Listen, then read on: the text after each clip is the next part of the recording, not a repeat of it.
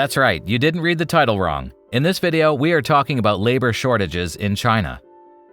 You might be wondering how this is possible, since according to statistics, China has the largest population in the world. For those of you that probably ended up here because your Chinese supplier told you they can't meet a deadline because they aren't able to hire enough workers, it's true. Labor shortage is a thing in China nowadays.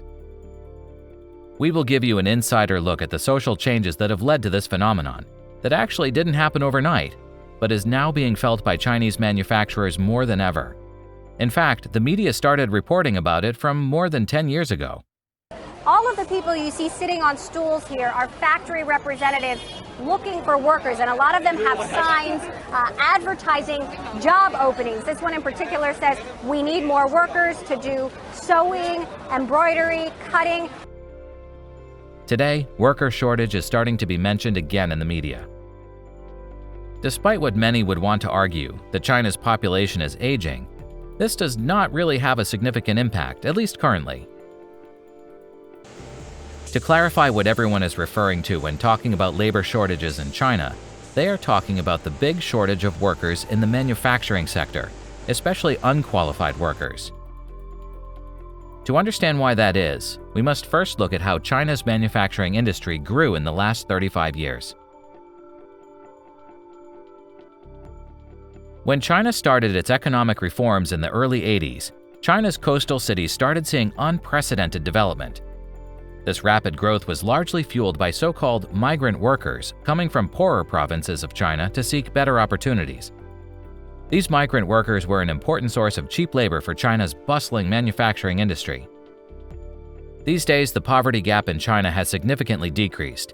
Rural areas have also developed, and wages in once poorer provinces are similar to those in developed coastal cities. For these reasons, China's long-established manufacturing hubs no longer attract any migrant workers. Since the overall standard of living and education in China has significantly increased, and the service sector has also seen big growth, many youngsters are no longer attracted to factory jobs.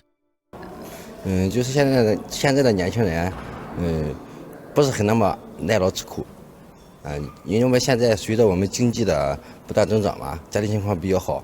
我觉得最大的变化就是5年前的话呢，就属于那种求职难。就怎么说求职难呢？就是说工人啊，就是来登记的挺多，就是找工作的呀，就是特别多。但是现在啊，慢慢的就是出现什么呢？就是招工比较难。现在就是招工的企业就是给我们就是和我们联系的比较多，反而就是说求职的没有太多了。This is indeed an interesting transition period, as the Chinese manufacturing industry is restructuring to overcome these issues. As we mentioned in an earlier video, factories have started automating more and more of their production processes. Some Chinese factories from industries that require intensive labor and unqualified workers have also started looking into different alternatives, like moving some of their production further inland where workers are cheaper and more plentiful, or to other Southeast Asian countries. Has your supply chain been affected by labor shortages in China?